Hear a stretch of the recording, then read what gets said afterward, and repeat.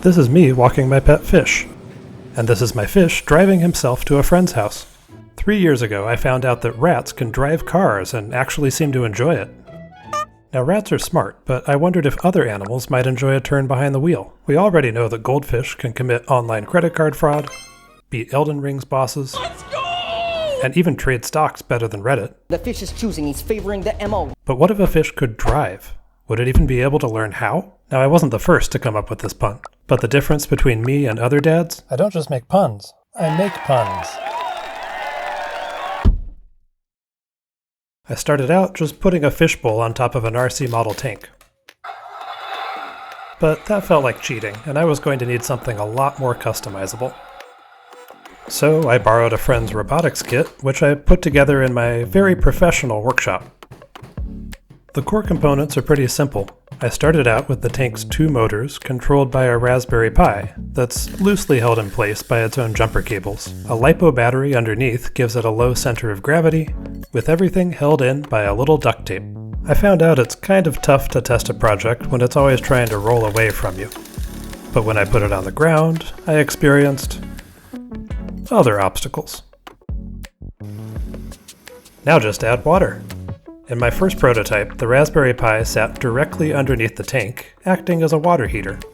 It's also technically a water-cooled computer now. I attached a webcam on top of the tank to keep track of the fish and theoretically drive based on its position. I wanted to prepare as much as possible before introducing a live animal to a possibly disastrous project. So I started by testing with a baby carrot, which was roughly fish-shaped and goldfish colored. My tracking code was pretty easy to write. It just picks out the largest orange object and draws a box around it. It mostly worked. I had a great time presenting taser chess at the first open source. So I applied for the next year with a picture of my semi-functional tank. Please don't submit things that you promised that you'll have done by open source. Yeah. The bar is really low. Amazingly, I got in. But then life got in the way. I had just started a very demanding day job and had to back out. Then I got a weekend job helping my wife run an oddities and curiosities shop. We make a lot of our own art, which means I also had an outlet for my bad puns, like Cicada Boy and Weevil Knievel. So the fish tank played coy in the corner, waiting its time. I finally published my taser chess video a year later, and because you all enjoyed it, I actually had sponsors reach out. Mecrob offered to send me one of these wildly cool steampunk metal models, and DF Robot offered their electronics kits. They happened to be featuring a tank that reminded me of a long-lost project. So, The Devastator.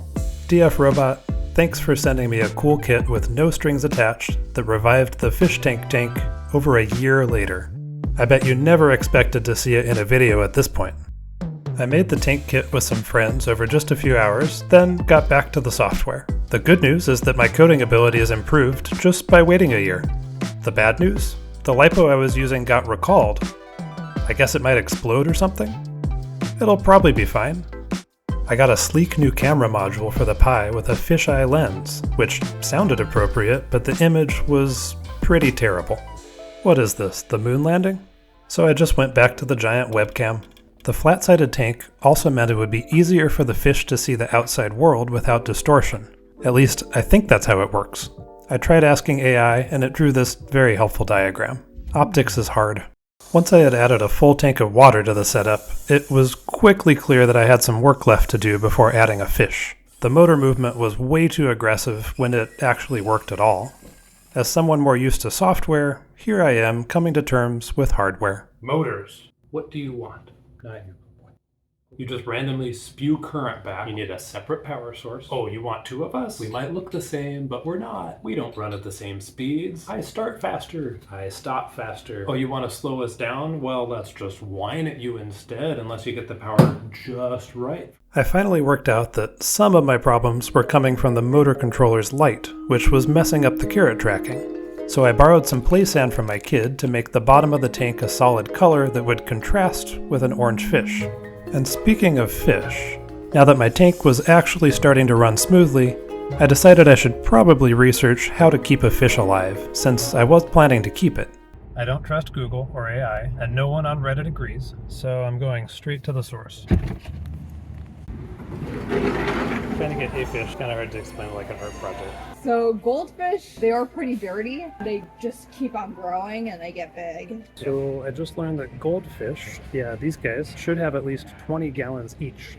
Thought it's supposed to be like an easy starter pet. I guess they just survive for a couple years the way we usually keep them, but they should live for decades. I don't want to own a fish for decades. What are all these tiny tanks for? 3 gallons, 2 gallons, 1 gallon? Is a beta a little A beta's a bit expensive? more easier. Boiling down my options, a goldfish could be a decades-long investment, while a healthy beta would naturally last a more manageable few years. Goldfish need a big tank, and although the details are debated, betas can do better in less space. Goldfish are social, which means even more space, while male beta fish are notorious loners who will often eat or kill anything that gets too close, including other betas. My biggest concern was that goldfish move around more, while betas sometimes just want to hang out. But then I saw their tragic shelf of beta jars. I was cold in there, so they must have been absolutely freezing. They certainly didn't look ready to drive a tank. Around this time, my kid brought home a bowl of tadpoles, which we suddenly had to keep alive. For food. After a couple stressful weeks during which I learned that tadpoles can drown and are picky eaters, we managed to release a couple froglets back into the wild. Between that experience and my PetSmart visit, I wasn't quite so eager to dive into aquatic pet ownership, so I ended up shelving the project again. I got to witness Open Sauce 3, where I met a group of students who had brought a FishMobile, an independently created fish on wheels. It had some nice additions I'd never considered, like collision detection, but the lack of puns was unfortunate. Then Taskmaster made the fish tank pun. What's this? Fish tank! It was like the universe was taunting me. I had to make Fish Tank happen. A few months later, at a friend's advice, I visited a specialty aquarium store that was just one long and sometimes quite harrowing drive away, called Cuboid Aquatics.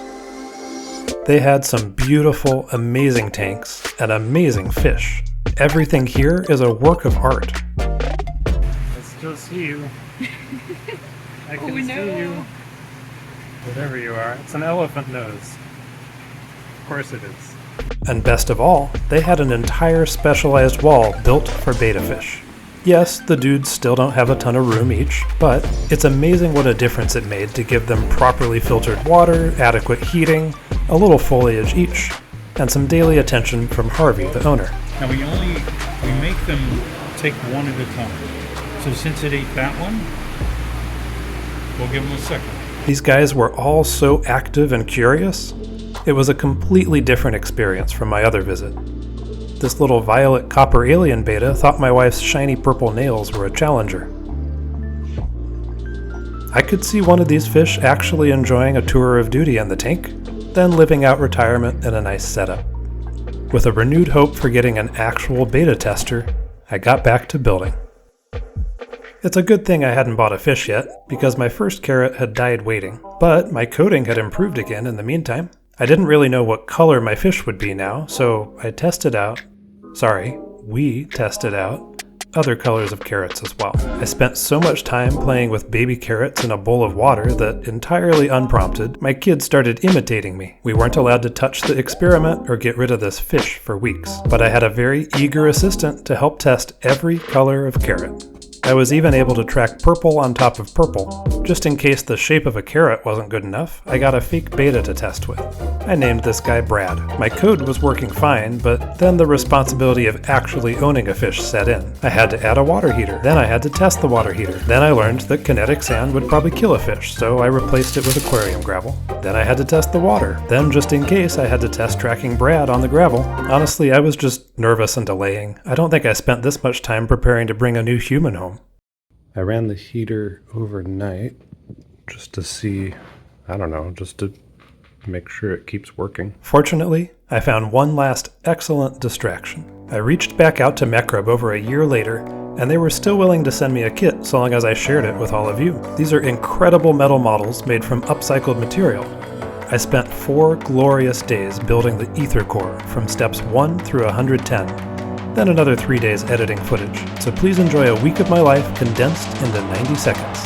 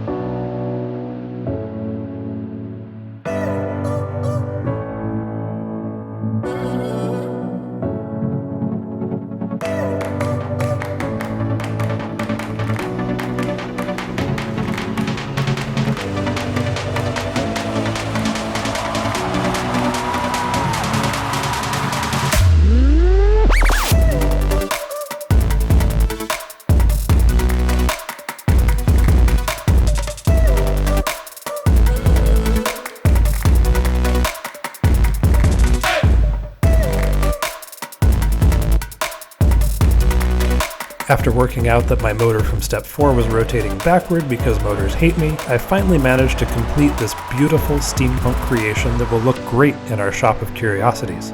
I'm going to add the Aetherwing model on top, which I'd just started recording a build of when Destiny called. Hi, Harvey. Cuboid had just gotten a massive shipment of fish in to complete their beta wall. There was really no better time, so I headed back to see a man about a fish. They had so many beautiful betas.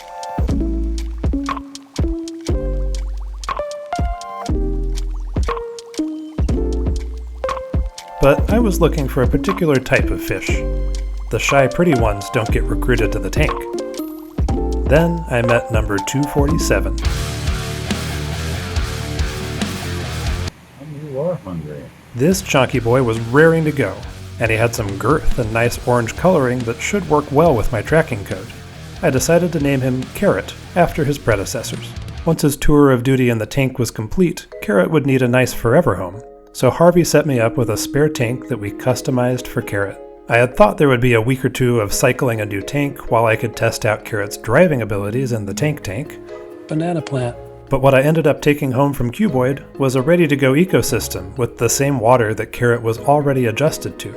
I was afraid he'd be shook up after our long ride home, but once I let him out in the tank, he took a quick look around every corner, discovered a snail, flared up and attacked the snail, flared at me, then chewed a bit on everything else in case anything wanted to fight back.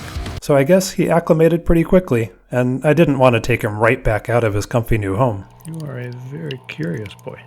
It's not for you. But over the next week, I was constantly reminded that I'd intentionally recruited a madman for a mission. Every morning, he was always angry to see me. He'd flare up whenever I wore red or orange, and when he literally leapt in the air to attack me while I was trying to test his water, I decided he could use a brief tour in the tank to let out some of that aggression. I did make a few code tweaks beforehand. In my third instance of actually doing calculus as an adult, I tried to match the tank's max turning velocity to Carrot's pace, so that when going right or left, he wouldn't just get stuck in a spinning blender. I tested the tracking code on Carrot, and it immediately picked him up, even though he was curled up in the corner trying to attack my webcam. Given Carrot's jumping abilities, I tried to make a lid for the tank, but based on tests with Brad, I just couldn't get anything that would still be trackable, so we'd have to take our chances. I set up an arena of various things that might be interesting to an aggressive beta fish. In the first position, his food bag taped to an inviting bright red bag. Next up, a tiny TV playing Finding Nemo with volume. Betas do have ears, so I thought the movement and sound might interest him. In position 3, a blue fish in a blender. I'm not going to be blending any fish, it was just a stable base at the right height. The next challenger, a mirror, sitting on my original tank, angled so that Carrot should be able to see himself. And finally, Brad, angled in a sort of come at me bro pose. And recording from the back corner, me, like a nervous dad at his kid's first wrestling match. temperature was calibrated between the tanks, the exploding battery was fully charged, Carrot was still angry. It was finally time for beta bots. The very first thing Carrot did was drive immediately for Brad. And then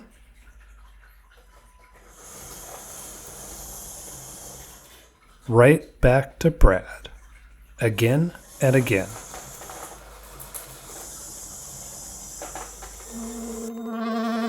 I know someone's going to say I'm controlling the tank, but look where he's swimming. The tracking code is actually working.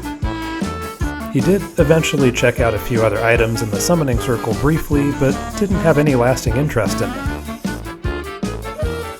I tried facing him in different directions and even placing him closer to other targets, but he'd still make his way back to Brad. I finally gave up on an unbiased test and tried holding the mirror right in front of him. I don't know if Carrot just passed the mirror test, but he didn't seem interested at all. I know this isn't the most scientific study, but half an hour in, when Carrot drove so hard at Brad that he nearly knocked a tripod over onto both of them, I decided to conclude the experiment. Wait, buddy, wait. Oh boy. Thank you.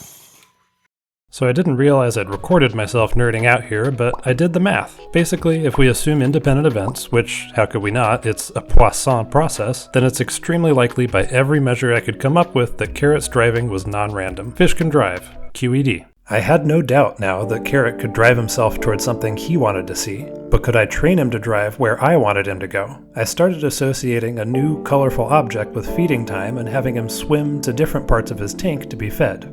I think he took to it well. If I pull on the leash while we're out for a walk, it acts as an e-stop, cutting the power. We were going to need more room than my floor, but it was getting too cold out to walk a tropical fish. So, after a week of training, we both skipped breakfast to give him one last run in the tank at the nearest large open space. I should have brought a change of pants. A grocery store. I was so worried about accidentally pulling the e-stop that he kept running over my leash. So I had to use my phone to start and stop the tracking script. Carrot's gonna help him over this ledge here. So, did Carrot actually follow my lead? Sometimes, maybe, when he felt like it. I don't know that my waving a leash at him after a week of training was enough to entice him, but we didn't really have enough time to find out. There we go. There we go. Don't look. Thank you, too. I think we just got kicked out. Let's go. I had used Carrot's natural curiosity and let him swim into a mason jar for the earlier tank transfers, but he'd grown wise to that tactic, and I didn't have a net. Then we remembered we did already have a way to get him to go where we wanted. With Brad. I'm serious, that would work.